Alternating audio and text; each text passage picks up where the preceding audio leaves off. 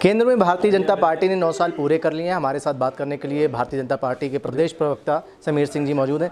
Sir, जहां Bharatiya Janata party ने केंद्र में 9 साल पूरे करे हैं, वहीं दूसरी ओर कांग्रेस जो है, जो विपक्ष का सबसे बड़ा चेहरा है, वो 9 सवाल पूछ रही है कि किसानों की आय दोगुनी क्यों नहीं हुई और देश में बेरोज़गारी की जो ग्राफ है वो बढ़ता जा रहा है। देखिए, कांग्रेस अपनी जिम्मेदारियों से भाग रही है और कांग्रेस अपनी जवाबदेही से भाग रही है और कहीं न कहीं उनके सवाल फर्जी हैं, उनके सवाल धोखा हैं और जनता को गुमराह करने का काम कर रहे हैं। हम 9 साल की उपलब्धियों को लेके जा रहे हैं जनता के बीच और जनता ने हमेशा समर्थन दिया है। हम जनता के बीच में चर्चा कर रहे हैं।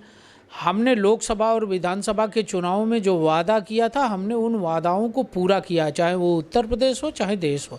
मोदी जी और योगी जी ने देश की जनता और उत्तर प्रदेश की जनता से जो कहा था वो किया है, चाहे वो किसानों के सवाल पर है, नौजवानों के रोजगार के सवाल पर हो, उत्तर प्रदेश की सुरक्षा का सवाल रहा हो, महिलाओं की सुरक्षा का सवाल रहा हो, उत्तर प्रदेश के इन्वेस्टमेंट और तरक्की की बात रही हो।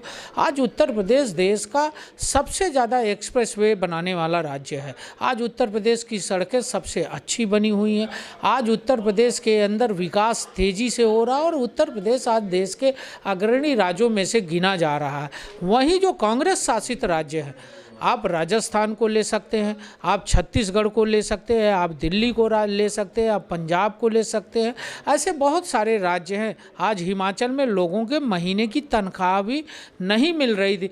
जिन्होंने पेंशन का वादा किया था, आज वो उसकी सरकार कांग्रेस की कर्मचारियों को तनख्वाह भी नहीं दे पा रही है। तो ये निश्चित रूप से मैं कह सकता हूँ कि कांग्रेस के वादे छलावा हैं और कांग्रेस जनता को गुमराह करके झूठ बोल रही है। मैं ये मानता हूँ कि विपक्ष स्वस्थ होना चाहिए, उनको जाना चाहिए, लेकिन उनके पास जाने के लिए कोई है नहीं और सुनने के लिए कोई है नहीं। गांव के अंदर से वो भगाए जा रहे हैं। गांव के अंदर में उनको सुनने वाला नहीं कौन है। उत्तर प्रदेश में उनका अध्यक्ष ही खारिज हो जा रहा है और प्रभारी कौन है आज तक कांग्रेस को पता नहीं। उनका संगठन का स्ट्रक्चर है नहीं। मैं इतना जरूर कहूँगा कि कांग्रेस मुंगेरी लाल के हसीन सपने देख रही है। मायावती ने आज एक बयान दिया है, कहा है कि कांग्रेस और भाजपा में ये लड़ाई चल रही कि बड़ा हिंदूवादी कौन है और हिंदू भक्त कौन है। देखिए, हिंदुत्व एक जीवन शैली है और आपने देखा होगा कि 2014 से पहले भी और 2014 के बाद भी मोदी जी ने कभी ये नहीं कहा कि हम हिंदुत्व के नाम पर वोट मांग रहे हैं। योगी जी ने कभी ये नहीं कहा कि हम हिंदुत्व के नाम पर वोट।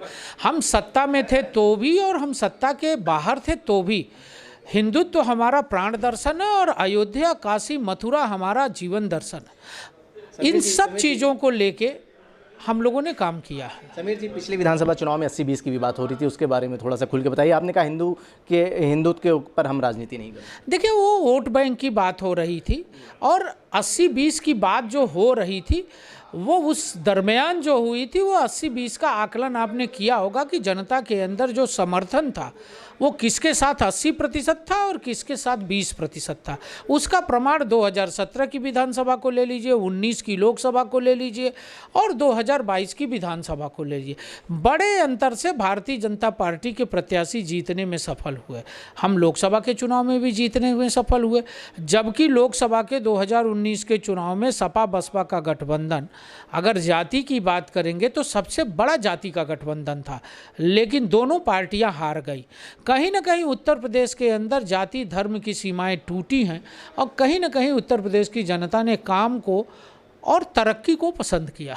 एक आखिरी सवाल समीर जी आपसे, जिस तरीके से मणिपुर में हिंसा भड़क रही है, विपक्ष जो है पूरी तरह से हमलावर हुए भाजपा पर। देखिए, मणिपुर की समस्या दूसरी है और उसके लिए माननीय गृह मंत्री जी अभी गए थे, समीक्षा करके आए हैं।